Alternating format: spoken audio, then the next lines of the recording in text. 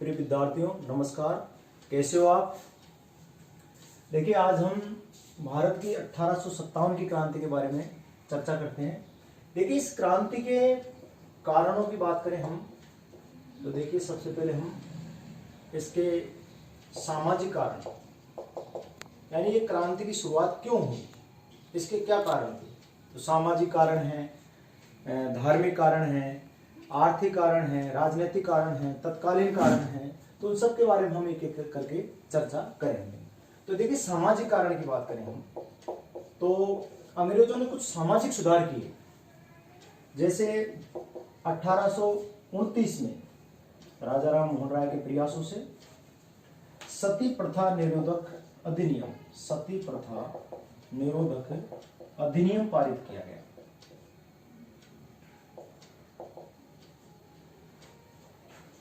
1856 में विधवा पुनर्विवाह अधिनियम पारित किया गया। एक तरीके से समाज सुधार था, बहुत अच्छे एक्ट थे, लेकिन कुछ वर्गों को ये सती प्रथा निरोधक अधिनियम है ये अच्छा नहीं लगा, ये भी अच्छा नहीं लगा। इसलिए जो वर्ग इससे असंतुष्ट थे तो उन्होंने क्रांति का मन बनाया।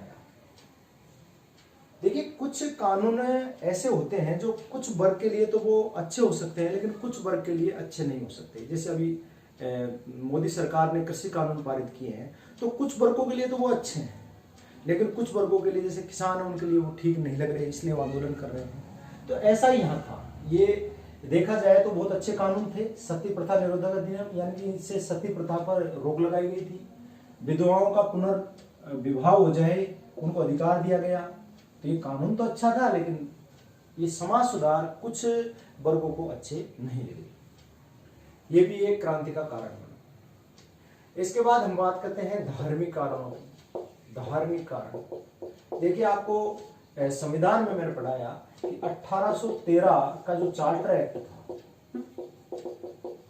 1813 का जो चार्टर एक्ट था, इस एक्ट के तहत ईसाई मिशनरियों भारत में ईसाई धर्म के प्रचार की खुली छूट मिल गई।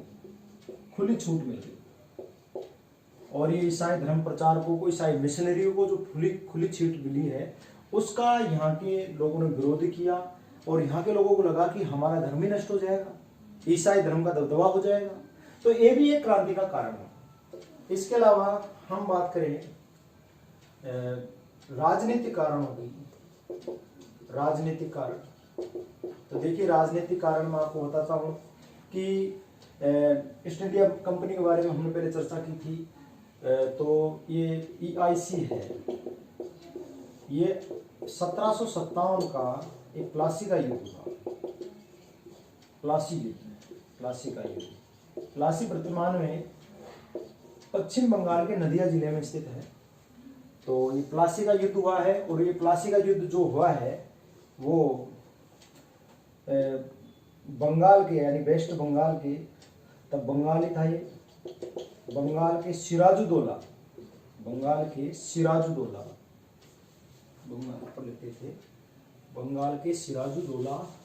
और कंपनी के बीच। अब इस कंपनी में रॉबर्ट क्लाइव सेनापति थे। कंपनी की सेना है, उसके सेनापति जो है वो रॉबर्ट क्लाइव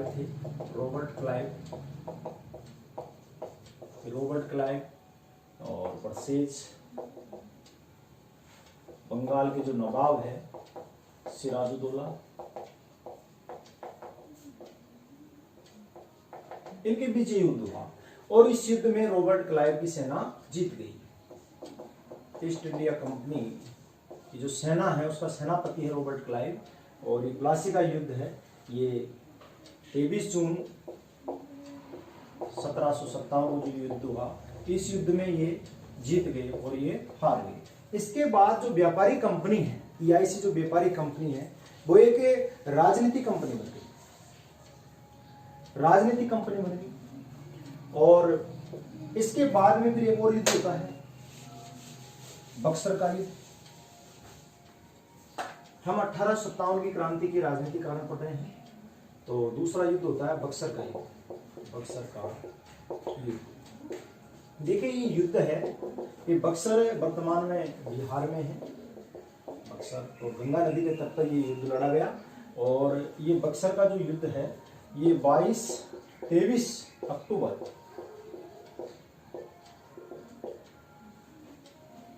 1764 को ये लड़ा गया। और देखो इस युद्ध में तो अंग्रेजों की धाकी बहुत बड़ी हो गई, जम गई। और ये युद्ध किस किस के बीच हुआ? EIC यानी ईस्ट इंडिया कंपनी, और ईस्ट इंडिया कंपनी की ओर से जो ये सेनापति थे वो हेक्टर मुनरो थे, मेजर हेक्टर मुनरो। और इधर इनके विपक्ष में थे जो एक तो नवाब यानी बंगाल के जो नवाब है, बंगाल के नवाब मीर कासिम, और अवध के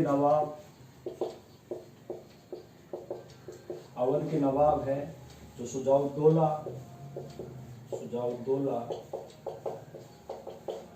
और मुगल सम्राट शाह आलम द्वितीय।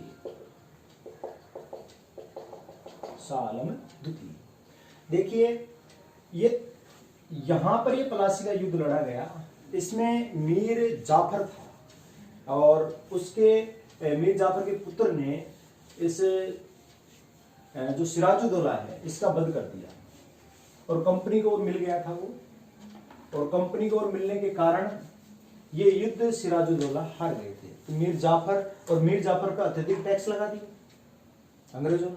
अब अत्यधिक टैक्स लगा दिए तो फिर क्या होता, वो टैक्स जमा नहीं करा सका, तो उसके बाद में मीर कासिम को बना दिया गया। अब मीर कासिम पे भी अत्यधिक टैक्स लगा दिए गए, तो इसने फिर क्या किया, एक संगठन बनाया, यानी अवध के नवाब सुजाउद्दौला और मुगल सम्राट शाह आलम द्वितीय के साथ मिलकर के इसने एक संगठन बनाया। और इस संगठन को भी जो मुगल सम्राट थे, दिल्ली के बादशाह थे, इन सब की सम्मिलित सेना को EIC की सेना ने हरा दिया। और इसके बाद तो ये सबसे बड़ी राजनीतिक इकाई के रूप में उभर करके सामने आती है, ईस्ट इंडिया कंपनी। तो एक राजनीतिक कारण, राजनीतिक कारणों में हम बात करते हैं तो 1798 ईस्वी में जो भारत का जो जीजी है यानी गवर्नर जनरल है, वो लॉर्ड वेलेस्ली को बनाया जाता है। और लॉर्ड वेलेस्ली ने 20 रियासतों के साथ सहायक संधि की एक नीति लागू की। सहायक संधि के बारे में हम पहले चर्चा कर चुके। सहायक संधि का मतलब ये था कि अंग्रेज जो रियासत अंग्रेजों से जो सहायक संधि कर लेगी उसकी सुरक्षा की जिम्मेदारी अंग्रेजों के पास रहेगी। वो इनकी बिना अनुमति के किसी दूसरी रियासत से संधि नहीं कर सकती थी, युद्ध नहीं कर सकती थी। और अंग्रेजों की जो सेना रहेगी, अंग्रेजों के जो रेजिडेंट रहेंगे, उनका खर्चा भी रियासत वहन करेगी। तो इस संधि का प्रभाव ये रहा कि इससे अतिरिक्त कर लगाने पड़े रियासतों को। अत्यधिक कर लगाने पड़े तो जनता इनकी विरोधी हो गई, रियासती राजाओं की विरोधी हो गई और अंग्रेजों के विरोधी हो गई। तो ये बहुत बड़ा कारण था। अब सहायक संधि की हम बात करें थोड़ी सी, तो देखो सहायक संधि 1798 में सबसे पहले हैदराबाद रियासत ने की। कौन सी रियासत ने की? हैदराबाद रियासत ने। अब हैदराबाद रियासत है तो ये हैदराबाद रियासत के जो नवाब थे वो नवाब थे मोहम्मद अली। इस मोहम्मद अली ने इस कंपनी से सहायक संधि, यानी कि भारत की पहली रियासत जिसने कंपनी से सहायक संधि की। इसके अलावा उसके बाद में मैसूर रियासत का नंबर आता है। मैसूर में कृष्णराज थी, 1799 में की है। और उसके बाद में 1801 में अवध का नंबर आता है। और अवध के जो नवाब थे, जो तत्कालीन नवाब थे, वो शहादत अली थे, शहादत अली। इन्होंने कंपनी से सहायक संधि की। हमारे राजस्थान के परिप्रेक्ष्य की बात करें तो राजस्थान में देखिए आप, राजस्थान में सबसे पहले राजस्थान में सहायक संधियों के लिए चार्ल्स मेटकोप को यह नियुक्त किया गया था। और यहाँ राजस्थान में देखिए 1803 से ही सुरक्षात्मक संधि, सहायक संधि नहीं थी, तो सुरक्षात्मक संधि भरतपुर है, अलवर है। तो अलवर भरतपुर रियासतों ने सबसे पहले सहायक संधि, सॉरी सुरक्षात्मक संधि की, सुरक्षात्मक संधि, ये सहायक संधि नहीं। लेकिन 1817 में करौली के महाराजा हरबख्शपाल सिंह ने सबसे पहले, राजस्थान की पहली रियासत करौली है जिसने सबसे पहले अंग्रेजों से सहायक संधि की, और महाराजा कौन थे? हरबख्शपाल सिंह, 1817 के बाद। इसके बाद में कोटा है, बूंदी है, किशनगढ़ है, आदि रियासतों में भी अंग्रेजों से सहायक संधि की है। नवंबर 1818 तक राजस्थान की अधिकांश रियासतों ने, यानी राजस्थान की अधिकांश रियासतों ने 1818 में ही की है संधि। 17 में तो करौली है, कोटा है, बाकी अधिकतर रियासतों ने 1818 में ही अंग्रेजों से सहायक संधि की है। इसके बाद में अंतिम रियासत की हम बात करें राजस्थान में, तो अंतिम रियासत में तत्कालीन समय में अंतिम रियासत सिरोही थी, यानी अंतिम रियासत सिरोही थी 1823 में, जिसने 1823 में अंग्रेजों से सहायक संधि की। लेकिन 1838 में एक और रियासत का निर्माण करवा दिया अंग्रेजों द्वारा, जिसका नाम था झालावाड़। तो झालावाड़ रियासत अंतिम रियासत है जिसने अंग्रेजों से सहायक संधि की। तत्कालीन समय में तो वही थी सिरोही, क्योंकि ये इसी ने अंग्रेजों से सहायक संधि की अंतिम रूप से। लेकिन तब झालावाड़ थी नहीं, जब झालावाड़ बन गई तो फिर अंतिम रियासत कौन सी हो जाएगी? झालावाड़। अगर क्वेश्चन ऐसा है कि अंतिम रियासत कौन सी थी जिसने अंग्रेजों से सहायक संधि की है, तो इसमें हमको अगर ऑप्शन में दोनों आता है तो राइट आंसर होगा ये। ऑप्शन में ये नहीं है तो ये तो है। तो इस प्रकार ये सहायक संधि, और सहायक संधि से जनता के ऊपर बहुत ज्यादा कर्ज का बोझ, ये कर चुकाने के लिए बहुत ज्यादा बोझ हो गया, और इस वजह से क्या है कि जनता असंतुष्ट होगी, रियासती राजा भी असंतुष्ट हो गए, ये भी एक क्रांति का कारण बना है। इसके बाद में देखिए लॉर्ड डलहौजी की बात करें हम, तो लॉर्ड डलहौजी है जो 1848 में, लॉर्ड डलहौजी है जो 1848 ईस्वी में भारत के जी यानी गवर्नर जनरल बनते हैं, और ये 1856 तक रहते हैं। और लॉर्ड डलहौजी ने एक नीति लागू की जिसका नाम था हड़प नीति,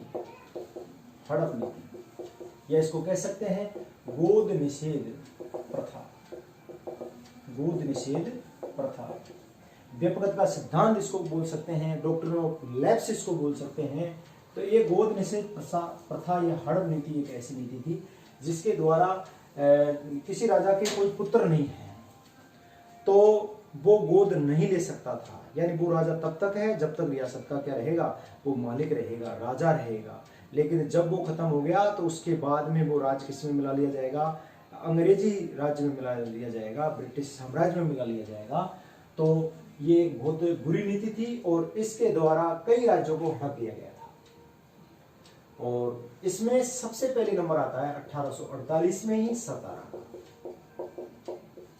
सतारा को इस नीति के तहत सबसे पहले सतारा रियासत जो महाराष्ट्र में है, इसको सबसे पहले अंग्रेज राज में मिला दिया गया। और 1853 में झांसी की रानी लक्ष्मीबाई का जो झांसी रियासत थी उसको भी किसमें हड़प नीति के तहत किसमें मिला लिया गया? अंग्रेज राज्य में, ब्रिटिश राज्य में मिला लिया गया। इसमें रानी लक्ष्मीबाई है, उनके पति गंगाधर राव है, उनकी मृत्यु हो गई, तब तक पुत्र था दामोदर राव, तो उसको गोद ले लिया था, तो अंग्रेजों ने उसको अस्वीकार कर दिया और झांसी भी क्या है इसमें मिला लिया गया। इसके बाद हम बात करते हैं देखो 1856 की। तो 1856 में अवध, और अवध के नवाब है Wajid Ali, most important question है वाजिद अली। और इस रियासत को, अवध रियासत को, जिसमें लखनऊ भी सम्मिलित है, इस रियासत को, अवध रियासत को कुशासन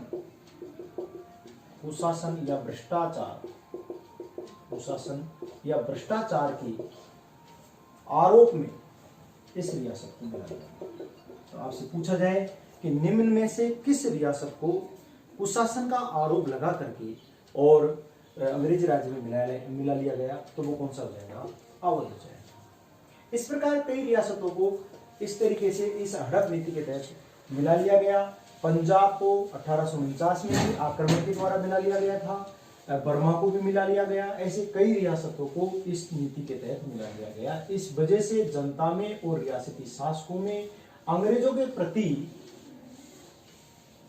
एक विद्रोह उत्पन्न हो गया, उनके मन में बहुत बड़ा विद्रोह उत्पन्न हो गया। और इसके आगे हम बात करें तो हम आर्थिक कारणों की बात करते हैं। आर्थिक कारण में हम देखते हैं कि देखिए आर्थिक कारणों में 1757 का जो प्लासी का युद्ध है, पहली लूट यहां से चालू होती है अंग्रेजों की, और 1857 यानी 100 वर्ष के अंदर भारत का धन जो कहां चला गया, इंग्लैंड चला गया। और इसका वर्णन करते हैं दादा भाई नौरोजी। और दादा भाई नौरोजी ने एक पुस्तक लिखी, बुक लिखी, और जिसका नाम है the poverty and un-British rule in India. इस पुस्तक में दादा भाई नौरोजी ने धन निष्कासन का सिद्धांत दिया। इन्होंने कहा कि रेल के नाम पर भारत के विकास के लिए जो पैसा खर्च किया है विकास के रूप में, तो उसके ब्याज के नाम पर, और रेल है, ब्याज है, या फिर यहाँ का जो शासन प्रशासन चलाने के लिए जो कर्मचारी है, अधिकारी है, उनके वेतन के नाम पर भी क्या धन का निष्कासन किया गया है। यानी हमारे भारत को लूट करके उस धन को कहां पहुंचा दिया गया है, वहां इंग्लैंड में पहुंचा दिया गया है, ब्रिटेन में पहुंचा दिया गया है। आर.सी. दत्त ने एक पुस्तक लिखी, the economic history of India. The economics history of India में इस धन के निष्कासन को भारतीय अर्थव्यवस्था पर क्या माना है, अभिशाप माना है। इन्होंने कहा अपनी पुस्तक में कि भारतीय अर्थव्यवस्था पर एक बहुत बड़ा क्या है, अभिशाप। ऐसा किसने माना है, आर.सी. दत्त ने, the economic history of India. इसके अलावा देखिए इनकी जो आर्थिक नीतियां हैं उनमें देखिए कृषि की हम बात करें, एग्रीकल्चर की हम बात करें, तो देखिए इसमें कृषि और भारतीय कृषि को अंग्रेजों ने चौपट कर दिया, बिल्कुल चौपट कर दिया। क्योंकि जैसे कपास है, नील की खेती है, कहवा है, रबर है, चाय है, ऐसी कई प्रकार की कृषि के लिए बाध्य किया गया। जो नील की खेती से क्या पेट भरेगा क्या, लेकिन उसके लिए बाध्य किया गया, क्योंकि व्यवसायिक खेती के लिए बाध्य किया गया लोगों को, जो लोग नहीं चाहते थे। इससे हमारी जो कृषि व्यवस्था है वो क्या हो गई, चौपट हो गई। क्योंकि व्यवसायिक उद्देश्य से जो खेती की जाती थी उसका सीधा लाभ किसको होता था, इस पर कई सारे टैक्स होते थे, तो सीधा लाभ अंग्रेजों को होता था। हमारी कृषि को चौपट कर। हम उद्योगों की बात करें तो देखिए उद्योगों में 17वीं शताब्दी में भारत विश्व का सबसे बड़ा औद्योगिक उत्पादक देश था, विश्व का सबसे बड़ा तत्कालीन समय में। और भारत का रेशम है या और कई प्रकार का जो कपड़ा उद्योग है वो बहुत ही मजबूत अवस्था में था। और भारत से जो कपड़ा है या कुछ उपयोगी वस्तुएं हैं जो निर्यात होती थी, लेकिन भारत के कुटीर उद्योग को अंग्रेजों ने क्या कर दिया है, समाप्त कर दिया। क्यों कर दिया, क्योंकि यहां से जो कच्चा माल ले गए, वहां ले जाकर के तैयार माल, पक्का माल बनाया और भारत में खपा दिया। अगर इनको नष्ट नहीं करेंगे तो उनका जो पक्का माल है वो कैसे बिकेगा। तो उन्होंने हमारी अपने उद्योगों को क्या कर दिया, समाप्त कर दिया। देखिए लॉर्ड विलियम बेटिंग ने कहा भी था कि भारतीय जो बुनकर है, भारतीय बुनकरों की जो हड्डियां हैं, जो भारत के मैदानों में बिखरी पड़ी है। भारत के बुनकरों की हड्डियां भारत के मैदानों में बिखरी पड़ी है, ऐसा किसने कहा? Lord William Bentinck. बेरोजगार हो गए, धंधे नष्ट हो गए, उद्योग धंधे बंद हो गए, और सबसे बड़ा प्रभाव पड़ा है तो बंगाल के कपड़ा उद्योग पर पड़ा है। इसके अलावा कार्ल मार्क्स जर्मनी के थे, तो इन्होंने कहा कि यह अंग्रेजी घुसपैठिया है, जिसने इस अंग्रेजी घुसपैठिया ने भारतीय चरखे को तोड़ दिया है, भारतीय चरखे को तोड़ दिया है। ऐसा किसने कहा? कार्ल मार्क्स ने कहा है, कार्ल मार्क्स ने कहा है। और इन्होंने कहा कि अंग्रेजों की जो भारत के परिप्रेक्ष्य में जो आर्थिक नीति है वो बहुत ही घिनौनी है। ऐसा किसने कहा है? कार्ल मार्क्स ने कहा है। इसके अलावा हम आयात निर्यात की बात करें, आयात निर्यात, तो देखिए आयात निर्यात में भारत में जो कपड़ा आयातित होता था उस पर 2.5 से 3% कर लगाया गया, यानी बहुत कम। आयातित कर, यानी आयात करेंगे हम इंग्लैंड से तो आयात कर कितना होगा? 2.5 से 3% होगा, ताकि आयात कर कम लगा दिया, ताकि यहां पर जो माल है जो आ जाए और भारतीय बाजार में बिकने लगे। और निर्यात कर, यानी कि यहां से जो कपड़ा या बहुमूल्य उपयोगी वस्तुएं, मसाले वगैरह जो भी जाएंगे उन पर 71% कर लगा दिया है, 71%। तो यहाँ का कपड़ा बाहर नहीं जा सकता था। यहाँ से के उद्योगों से तैयार माल अगर हम बाहर जो पहले बेचते थे उसको अगर दोबारा बेचेंगे तो उस पर तो 71% निर्यात कर लगा दिया है। तो ये जो आयात निर्यात जो नीति थी वो एक तरफा थी, ये पक्षीय थी, यानी इंग्लैंड के पक्ष में थी सीधी सीधी, भारत के पक्ष में बिल्कुल भी नहीं थी। इस प्रकार अंग्रेजों ने हमारी अर्थव्यवस्था को क्या कर दिया? चौपट कर दिया, समाप्त कर दिया। एक सोने की चिड़िया है जो कहलाता था भारत है, वो एकदम कंगाल भारत हो गया। तो असंतोष तो होना ही था अंग्रेजों के प्रति। इस 100 साल के बीच में उन्होंने क्या कर दिया? इसके अलावा हम तत्कालीन कारण की बात करें तो देखिए तत्कालीन कारणों में, तत्कालीन समय में एक तत्कालीन कारण, तत्कालीन कारक, और तत्कालीन कारणों में बात करें तो देखिए एक नई एनफील्ड राइफल, नई एनफील्ड राइफल, और इसमें इस राइफल में एक चर्बी लगा कारतूस डालना होता था। चर्बी लगा कारतूस, यानी जो कारतूस होता था उस कारतूस का जो कवर होता था वो चर्बी से बना हुआ होता था और उसको मुंह से खोलना पड़ता था। और ये चर्बी है जो किसकी होती थी? गाय व सूअर की, गाय व सूअर की चर्बी से ये बना हुआ होता था।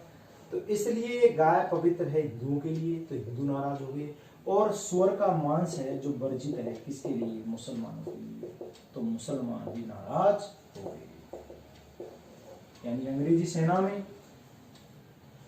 जो हिंदू सैनिक थे वो भी नाराज, और जो मुस्लिम सैनिक थे वो भी क्या हो गए? नाराज हो गए। हिंदू और मुसलमान दोनों भाई क्या हो गए? नाराज हो गए। तो ये भी एक बहुत बड़ा कारण बना है। और इस वजह से देखिए प्रारंभिक घटना होती है एक, यानी कि 1857 की जो प्रारंभिक घटना है, प्रारंभिक घटना की हम बात करें 1857 की प्रारंभिक घटना है जो 29 मार्च 1857, जबकि इस जो क्रांति है इसकी जो नियत तिथि थी, नियत तिथि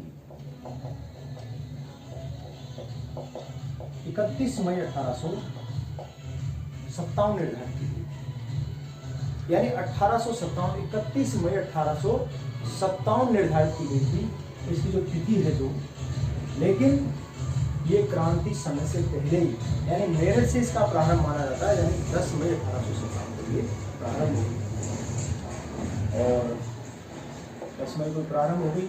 और इसमें जो प्रतीक चिन्ह थे, प्रतीक चिन्ह जो कमल का फूल है, और चपाती है यानी रोटी है,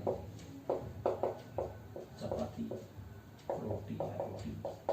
ये कमल का फूल तो प्रतीक चिन्ह था, यानी कि एक प्रचार का माध्यम था सैनिकों के लिए, संकेत की 1857 की क्रांति का संकेत देना था वो कमल के फूल से देना था सैनिकों को। लेकिन जो किसान हैं, मजदूर है, आम लोग हैं, आम जनता है, उनको चपाती या रोटी के माध्यम से क्या देना था, तो ये संदेश देना था 1857 की क्रांति का। ये प्रतीक हो गए कमल का फूल व चपाती या रोटी, 1857 का की क्रांति का ये प्रतीक हो गया।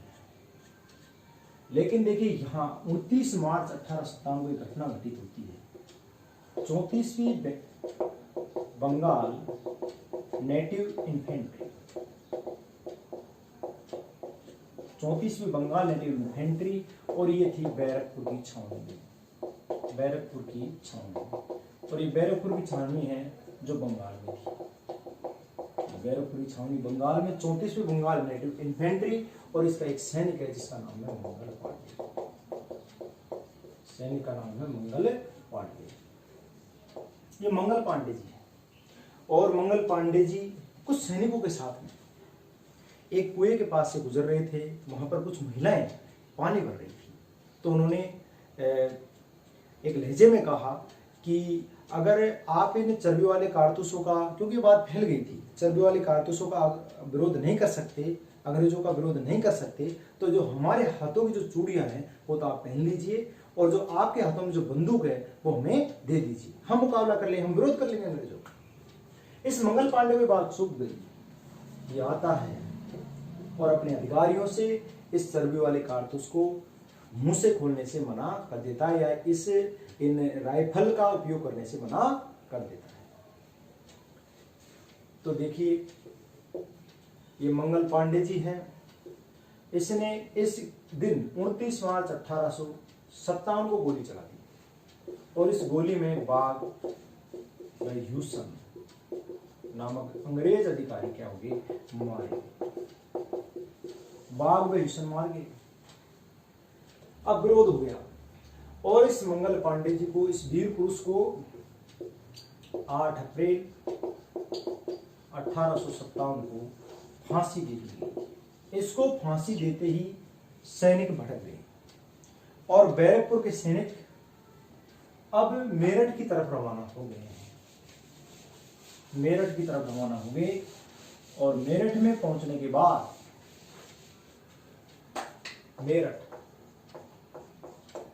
मेरठ में 10 मई 1857 को क्रांति की शुरुआत कर दी है। यानी कि आपसे पूछा जाए कि इस क्रांति की शुरुआत कब हुई है, तो 10 मई 1857 को हुई है। कहां से हुई है? मेरठ से हुई है। प्रारंभिक घटना की बात आए तो प्रारंभिक घटना हुई है कब? 29 मार्च 1857, वो प्रारंभिक घटना है। लेकिन क्रांति का प्रारंभ हम मेरठ से मानेंगे, 10 मई 1857 को मानेंगे। यहां पर मेरठ के शहर जो कोतवाल है, शहर की जो कोतवाल है वो है धन सिंह गुर्जर, या कोतवाल धन सिंह गुर्जर भी इसको बोलते हैं, धन सिंह गुर्जर। इसको क्रांति को दबाने के लिए भेजा गया, लेकिन ये खुद क्रांतिकारियों की तरफ क्या हो गया, सम्मिलित हो गया और नेतृत्व कर दिया, और इनको भी क्या दे दी गई, फांसी दे दी गई। अंग्रेज जैसे ही करते, जो विरोध करता था उसको फांसी दी।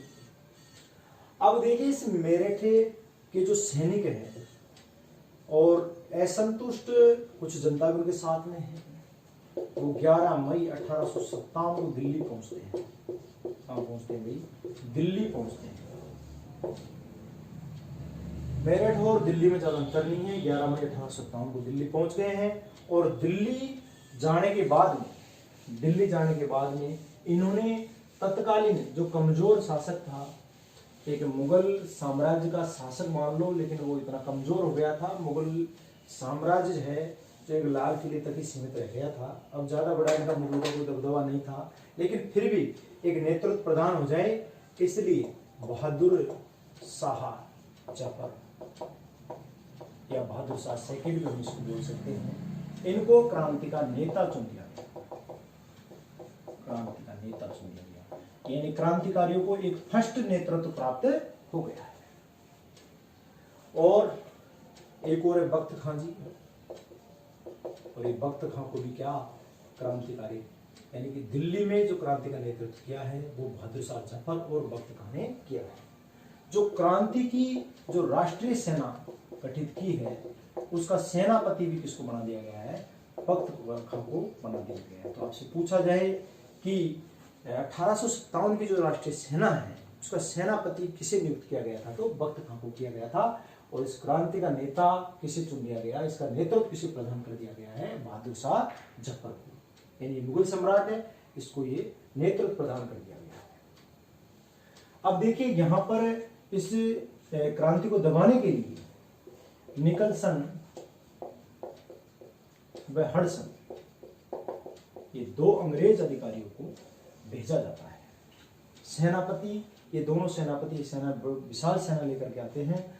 तो उस संघर्ष में क्रांतिकारियों से लड़ते हुए निकलसन की मृत्यु हो जाती है और ये बच जाता है। इस हडसन ने हुमायूं के मकबरे के पीछे से, हुमायूं के मकबरे के पीछे से इसको गिरफ्तार कर लिया। बहादुर शाह जफर को, इनके बेटों को इनके सामने ही गोली चला मार दी गई और इसको रंगून भेज दिया गया है। रंगून बर्मा में, आजकल रंगून कहते हैं, बर्मा को म्यांमार कहते हैं। तो रंगून बर्मा में 1862 में इसकी मृत्यु हो जाती है, किसकी, बहादुर शाह जफर की। इस प्रकार दिल्ली में क्रांति को दबा दिया गया और 21 सितंबर 1857 को पुनः दिल्ली पर किसका अधिकार हो गया है, अंग्रेजों का अधिकार हो गया है। यानी लाल किले पर भी अधिकार किसका हो गया है, मुगल जो साम्राज्य है, मुगल वंश है, उसको समाप्त कर दिया गया है। अब सीधा लाल किले पर अधिकार किसका हो गया है, अंग्रेजों का अधिकार हो गया है। दिल्ली पर वापस अधिकार कर लिया है। अभी बात करें हम तो जैसे कानपुर की बात करते हैं,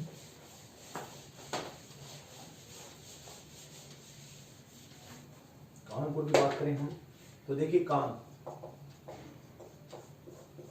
और ये कानपुर है और कानपुर में नेतृत्व करता है, और जो नेतृत्व करता है वो नाना साहब है, नाना साहब पेशवा। और नाना साहब को हम धुंधु पंत भी कहते हैं, धुंधु पंत, इनका नाम धुंधु पंत भी था। तो नाना साहब है, ये दत्तक पुत्र हैं बाजीराव सेकंड के, बाजीराव सेकंड मराठा सरदार, उनके दत्तक पुत्र हैं। पिता की पेंशन प्राप्ति के लिए इन्होंने क्रांतिकारियों का साथ दिया या 1857 की क्रांति में भाग लिया, पिता की पेंशन प्राप्ति के लिए। लेकिन निस्वार्थ भाव से इस क्रांति में शामिल होने वाले हैं तात्या टोपे, तात्या गुरु, जो लक्ष्मीबाई के गुरु माने जाते हैं, तात्या टोपे। अब ये तात्या टोपे हैं, इनका जो नाम है वो था रामचंद्र पांडु, बचपन का नाम था रामचंद्र पांडु। और एक देखिए संदर्भ में एक रामतनु पांडे भी हुए हैं, रामतनु पांडे, जिनका नाम है रामतनु पांडे है, ये तानसेन का नाम था। रामतनु पांडे जो संगीतकार थे और अकबर के दरबारी कवि थे, और ये रामतनु पांडे जी हैं, ये अकबर के नवरत्नों में भी शामिल थे। इस्लाम धर्म जो स्वीकार करने के बाद में इनका नाम हो गया है तानसेन, अकबर के नवरत्नों में शामिल थे। तानसेन का पूर्व नाम था रामतनु पांडे और तात्या टोपे का पूर्व नाम था रामचंद्र पांडुरंग, नाना साहब का था धुंधु पंत। अब देखिए तात्या टोपे ऐसे व्यक्ति थे जिन्होंने निस्वार्थ भाव से इस क्रांति में भाग लिया। अब देखिए तात्या टोपे जी हैं, इन्होंने कानपुर में क्रांतिकारियों का नेतृत्व किया। कानपुर से ये झांसी आ गए हैं, यहाँ क्रांति दब जाने के बाद में झांसी आ गए हैं। झांसी में इन्होंने क्रांतिकारियों का नेतृत्व किया है। उसके बाद में ग्वालियर आ गए हैं और ग्वालियर में इन्होंने क्रांतिकारियों का नेतृत्व किया है। और उसके बाद में हैं जो कहाँ पहुँच गए हैं, राजस्थान पहुँच गए हैं। तो तात्या टोपे एक ऐसे व्यक्ति हैं जिन्होंने कानपुर, झांसी, ग्वालियर और राजस्थान 4 जगह पर इन्होंने क्या किया है, क्रांतिकारियों का नेतृत्व किया है। और यहाँ पर जो कानपुर की हम चर्चा कर रहे हैं, जैसे तो कानपुर में क्रांति को दबाने का कार्य दमन किया है, तो वो किया है कैंपबेल, और दूसरा है तो क्रांतिकारियों का दमन किसने किया है? कैंपबेल व हेवलॉक के नेतृत्व वाली अंग्रेजी सेना। तो यहाँ ये क्रांति दबा दी गई है कानपुर के बाद में झांसी आ गई, फिर ग्वालियर और फिर राजस्थान। तो देखिए हम झांसी की बात करते हैं, झांसी की हम बात करते हैं।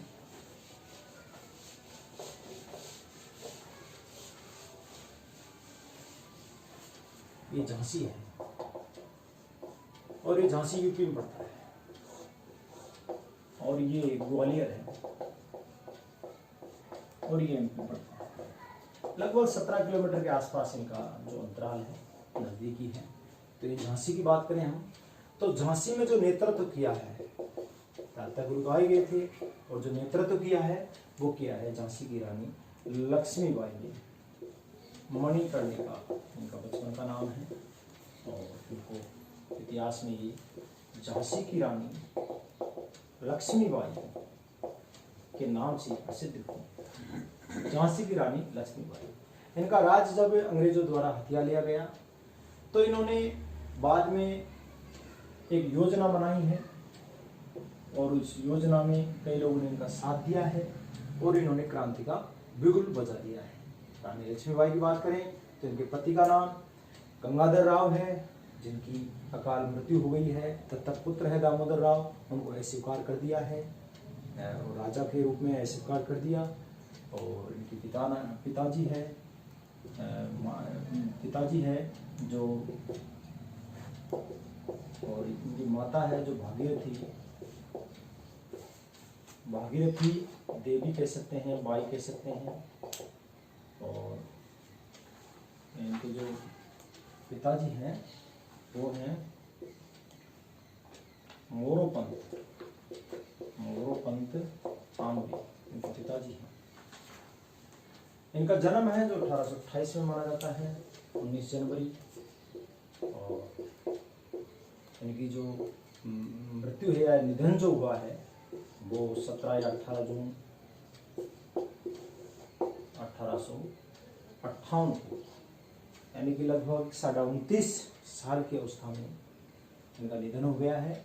और इन्होंने बड़ी बहादुरी से देखो, घुड़सवारी में भी ये नंबर 1 थी। अपने पुत्र दामोदर राव है, उस दामोदर राव को अपनी पीठ के यहाँ पर बांध लिया है, और घुड़सवारी करते हुए अंग्रेजों से इन्होंने लोहा लिया है। ग्वालियर में इनका क्या हो गया, निधन हो गया है।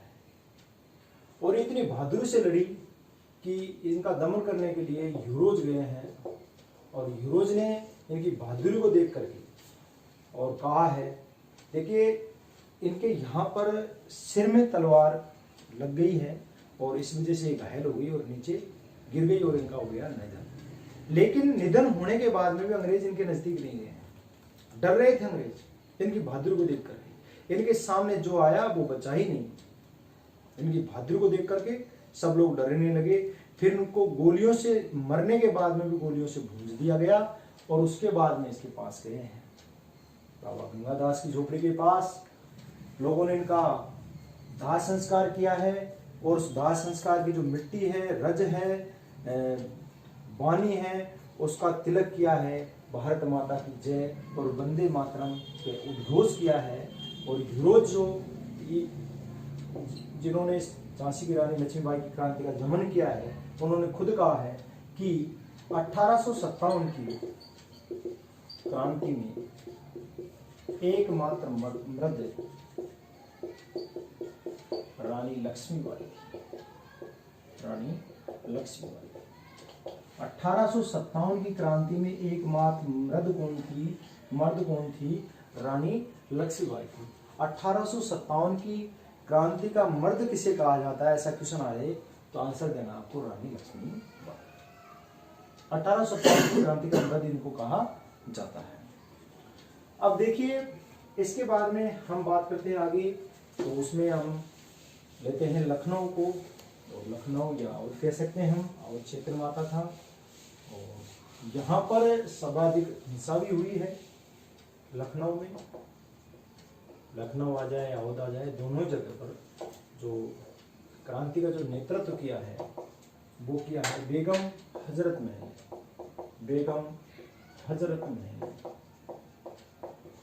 और दूसरा है ब्रिटिश कादर, ब्रिटिश कादर, बेगम हजरत महल और ब्रिटिश कादर। देखिए बेगम हजरत महल है जो वाजिद अली शाह की पत्नी थी, बेगम हजरत महल। और यहाँ अवध में आपको पता है कुशासन के आरोप में उस समय इनका तो देहांत हो गया था बाद में, तो कुशासन के आरोप में इसको मिला लिया गया था अवध को अंग्रेजी साम्राज्य में।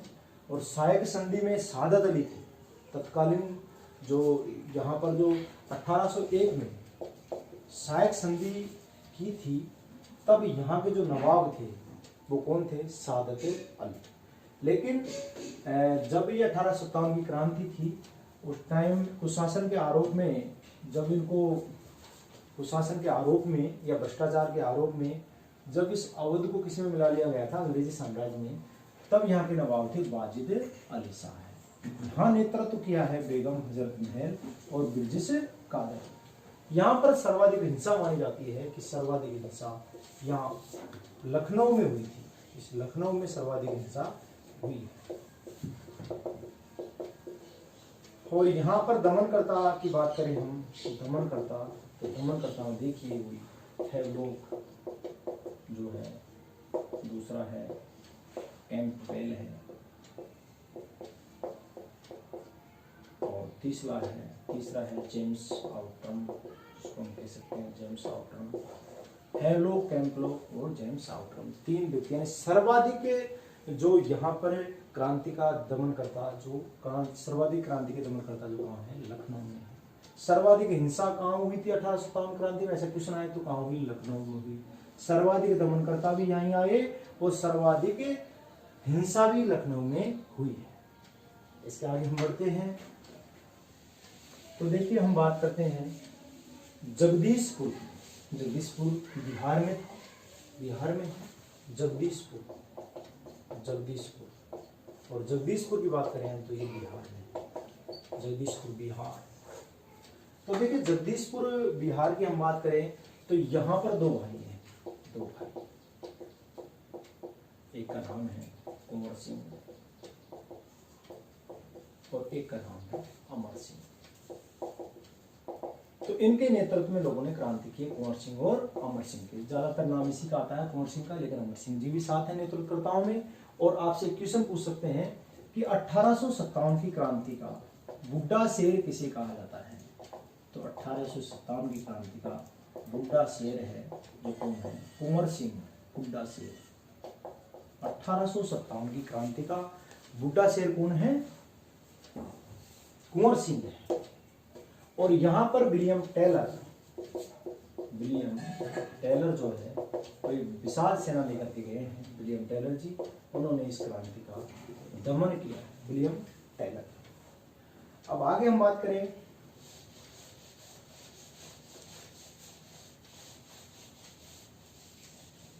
इलाहाबाद की।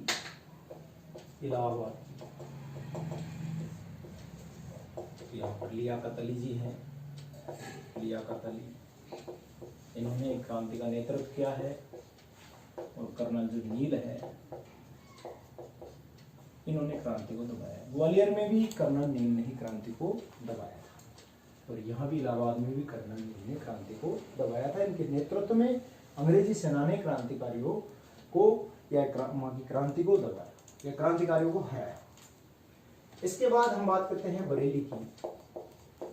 बरेली रुहेलखंड, बरेली और रुहेलखंड, यहाँ पर जो है क्रांति का जो नेतृत्व किया है वो किया है मौलवी, नेतृत्व और दमन करता जो है वो है, दमन करता है जो विंसेंट अय्यर है, विंसेंट अय्यर दमन करता है। और नेतृत्व करता है वो है खान बहादुर। खान बहादुर यानी खान बहादुर ने यहाँ रुहेलखंड बरेली रुहेलखंड में जो नेतृत्व किया है वो खान बहादुर ने किया है, और दमन किसने किया है? विंसेंट अय्यर ने किया है। इसके अलावा हम बात करते हैं तो देखिए हम फैजाबाद की बात करते हैं। फैजाबाद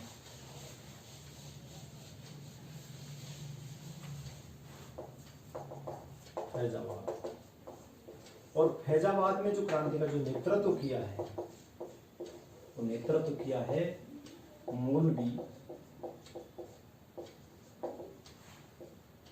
अहमद उल्ला।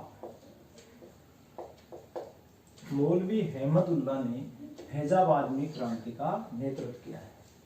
इसमें मेन इंपॉर्टेंट क्वेश्चन ये है कि मौलवी अहमदुल्ला ने जो क्रांति का नेतृत्व किया है, इस पर ये क्रांति का 1857 की क्रांति का एकमात्र व्यक्ति है, एकमात्र व्यक्ति है जिस पर इनाम घोषित किया गया। ये मेन इंपॉर्टेंट क्वेश्चन है। यानी 1857 की क्रांति का एकमात्र व्यक्ति जिस पर इनाम घोषित किया गया वो है मौलवी अहमद उल्ला, और क्रांति का नेतृत्व कहाँ किया? इसने फैजाबाद में किया है। फैजाबाद में क्रांति का नेतृत्व किया है। और हम फतेहपुर की बात करें, हाँ, यहाँ क्रांति का जो दमन करता है जो कर्नल रेनाल्ड के नेतृत्व में अंग्रेजी सेना ने क्रांति का दमन कर दिया है। कर्नल रेनाल्ड, जनरल रेनाल्ड इसको बोल सकते हैं, जनरल रेनाल्ड या रेनाल्ड। फैजाबाद के बाद हम फतेहपुर की बात करते हैं। तो फतेहपुर में जो नेतृत्व किया है वो नेतृत्व किया है अजीमुल्ला खान ने नेतृत्व किया है। और दमन किसने किया है? दमनीसी कर्नल रेनाल्ड या जनरल रेनाल्ड ने किया है। संबलपुर उड़ीसा की बात करें तो यहाँ सुरेंद्र भाई ने क्रांति का नेतृत्व किया है। सतारा महाराष्ट्र की बात करें तो रंगोजी बापू ने यहाँ क्रांति का नेतृत्व किया है। अब देखिए क्रांति का नेतृत्व तो क्रांति का दमन कुछ कठिनाई आपको बताई है। ये जो हमारी क्रांति है, जो एक बहुत बड़ी क्रांति थी, उसके बाद में ये असफल क्यों हो गई? इसके परिणाम की बात करें हम तो परिणाम ये है कि ये क्रांति असफल हो गई। पहला परिणाम क्या है कि ये क्रांति क्या गई? असफल हो गई। यानी अपने उद्देश्य में ये असफल हो गई। ना तो ये अंग्रेजों को हरा पाई और ना ही अंग्रेजों को यहाँ से खदेड़ पाई। ये क्रांति का जो उद्देश्य था वो उद्देश्य पूरा ना हो सका। ये उद्देश्य पूरा क्यों नहीं हुआ? इसकी असफलता का क्या कारण रहा? असफलता का कारण तो असफलता का जो सबसे मुख्य कारण है या प्रमुख कारण है, जो मुख्य कारण है या प्रमुख कारण जिसको हम कह सकते हैं, वो है क्रांति का नियत समय या निश्चित समय से पूर्व प्रारंभ होना। यानी ये जो क्रांति है वो तय समय से पहले स्टार्ट हो गई। इसके अलावा जो क्रांति के जो नेतृत्वकर्ता थे उनको युद्ध का अनुभव नहीं था, बिल्कुल युद्ध का ज्यादा अनुभव नहीं था। उनमें संगठन का अभाव था, उद्देश्य एक नहीं थे। कोई नाना साहब जी हैं वो अपने पिता की पेंशन के लिए क्रांति में शामिल हुए हैं, रानी लक्ष्मीबाई को कह सकते हैं, और कोई राजा महाराजा को कह सकते हैं। तो कोई अपना राज जो उन्होंने हड़प लिया तो इस उद्देश्य से इसमें शामिल हुए हैं। कुछ लोग राष्ट्रीयता की भावना से शामिल हुए हैं। तो अलग अलग उद्देश्य था। जो नेतृत्वकर्ता थे उनका सबका क्या था? अलग अलग उद्देश्य था, एक उद्देश्य नहीं रहा। एक उद्देश्य होता कि इनको भारत से ही खदेड़ना है तो शायद ये क्रांति सफल हो जाती और क्रांति नियत समय पर स्टार्ट होती। यानी कि कहीं पे क्रांति मई में स्टार्ट हो रही है, कहीं में जून में हो रही है, कहीं मई में हो रही है, जुलाई में क्रांति हो रही है। तो एक साथ क्रांति नहीं हुई। आज यहाँ क्रांति हो गई, 2 दिन बाद में वहां हो गई, 4 दिन बाद में वहां हो गई, यहाँ अंग्रेजी सेना ने यहाँ क्रांति को दबा दिया, 2 दिन बाद वहां दबा दिया, तीसरे दिन वहां दबा दिया। अगर एक साथ पूरे हिंदुस्तान में अगर ये क्रांति होती तो अंग्रेज इस क्रांति को दबा नहीं पाते और 1857 में ही अंग्रेजों को भारत छोड़ना पड़ता। तो असफलता का सबसे बड़ा ही कारण था। इसके अलावा देखो, इस क्रांति के बाद में आपको जो पहले संविधान में बताया था 1858 का भारत परिषद अधिनियम पारित किया गया और भारत परिषद अधिनियम के तहत जो अंग्रेजी यानी कि जो भारत में ईस्ट इंडिया कंपनी जो शासन कर रही थी सीधे तौर पर, अब उसका नियंत्रण यहाँ पर बिल्कुल समाप्त कर दिया गया। अब भारत का जो शासन है वो सीधा ब्रिटिश ताज के हाथ में आ गया, ब्रिटिश ताज। और ब्रिटिश ताज किसके, ब्रिटिश ताज का मतलब है महारानी का शासन हो गया, महारानी विक्टोरिया। उस समय महारानी विक्टोरिया जी हैं, उनका शासन यहाँ पर आ गया। 1857 की क्रांति के समय भारत का जो गवर्नर जनरल है, जो लॉर्ड कैनिंग है, लॉर्ड कैनिंग जी हैं, इनको एक और पद दिया गया वायसराय, यानी अब भारत का गवर्नर जनरल वायसराय भी कहा जाता है।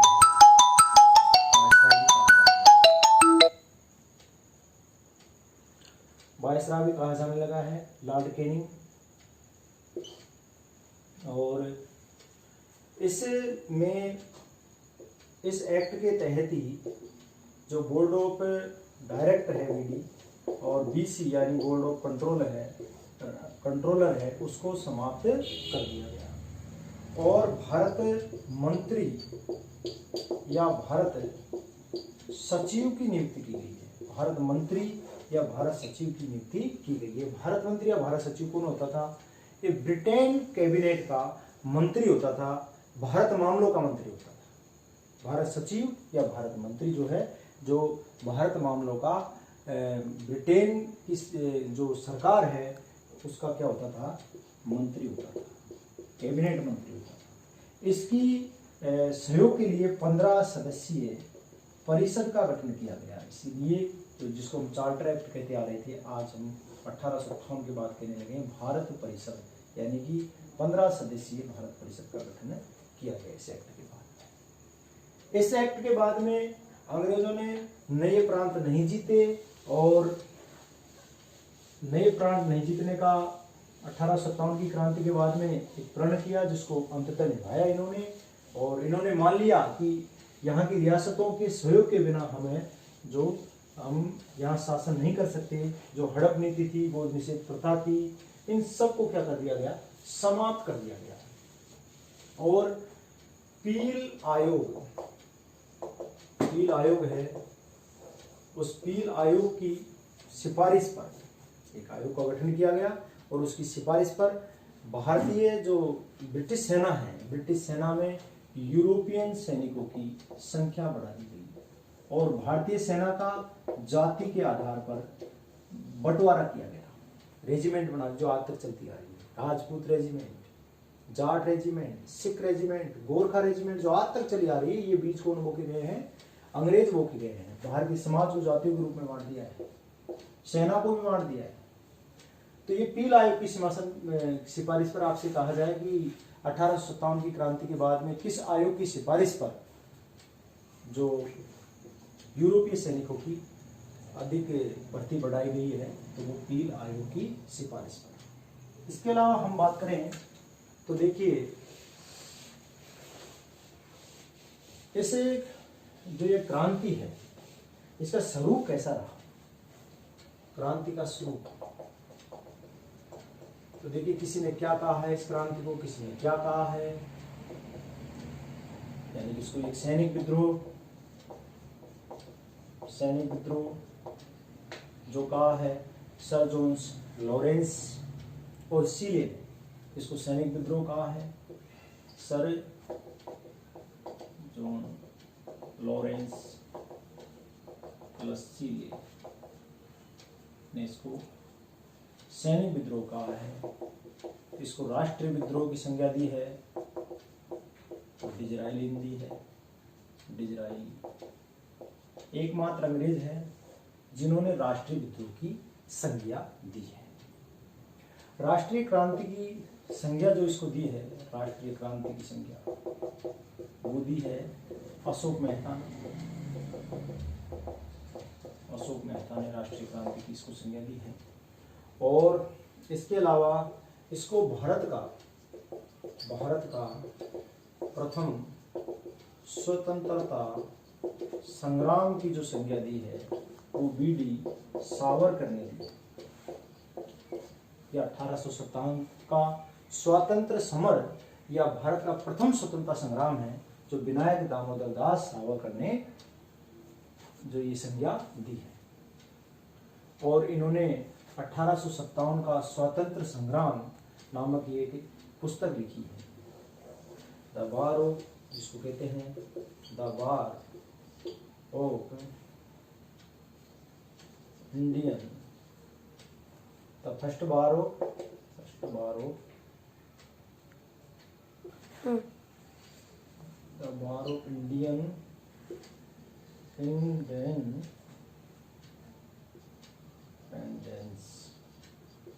Independence, the war of Indian independence, एक किताब लिखी है बीडी सावरकर ने। और इस किताब में भारत का प्रथम स्वतंत्रता संग्राम 1857 की क्रांति को उन्होंने माना है। इसके अलावा